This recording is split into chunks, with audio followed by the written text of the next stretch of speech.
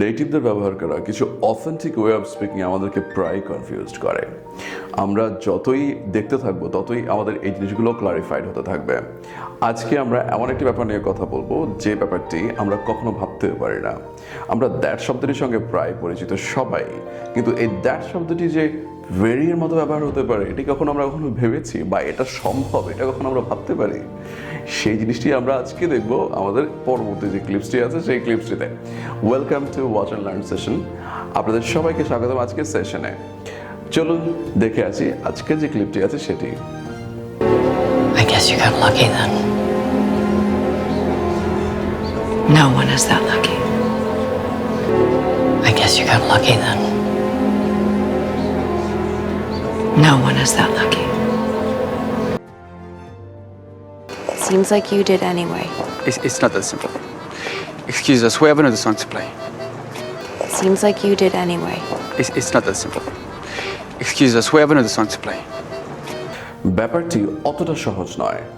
এই কথাটি বলার সময় যখন আমরা অতটা ব্যবহার করি তার মানে হচ্ছে ততটা সহজ নয় যতটি আমার পাশের যিনি আছেন তিনি আমাকে বলেছেন বা রেফারেন্স দিয়েছেন।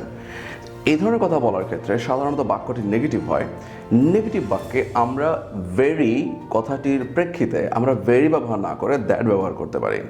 It is not very simple. এখন ভেরি সিম্পল বললে এটি খুব একটা সহজ নয় আমরা বুঝাই, কিন্তু যখন উনি যে আমাকে বলেছেন তার প্রেক্ষিতে আমি বলতে চাই যে ব্যাপারটা অতটা সহজ নয়, তথা বলতে গেলে তখন আমরা it is not that simple. That মানে হচ্ছে তুমি যা বলেছো অতটুকু সিম্পল নয়। সাধারণত নেগেটিভ বাক্যে নট ভেরি ব্যবহার করাকে আমরা most of the cases that দিয়ে রিপ্লেস করতে পারি। যেমন it is not very simple, এটাকে আমরা ইটস নট দ্যাট সিম্পল। তুমি যতটুকু বলেছো অতটুকু সিম্পল এটি নয়। সাধারণত আপনি যদি কাউকে বলেন সে খুবই সুন্দরী, আমি বলেন যে না সে ততটুকু সুন্দরী নয় যতটুকু তুমি বলেছো, তখন আমরা এই কথাটা এভাবে বলতে পারি she is not that beautiful. তুমি যতটা সুন্দরী আমাকে ওকে বলেছো অতটা সুন্দরী সে নয়। আবার কেউ একজন আপনাকে বলছেন যে this man is very brilliant, আপনি তাকে বলছেন না তুমি যতটুকু ব্রিলিয়ান্ট ওকে বলছো সে ততটুকু ব্রিলিয়ান্ট নয়।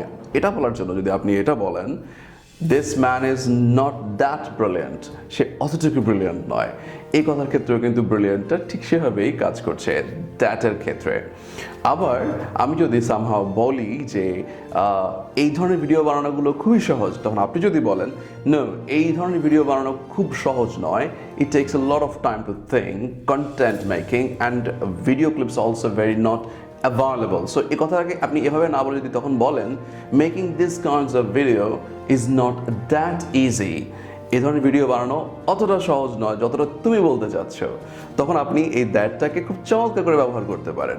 এভাবে দ্যাটের মতো জিনিসগুলো ব্যবহার করতে থাকুন, নেটিভদের মতো করে আস্তে আস্তে স্পোকেন শিখতে থাকুন, এবং ইংলিশের এই যে রসটি আছে যে জুসটি আছে সেটি আস্তে আস্তে বোঝার চেষ্টা করুন।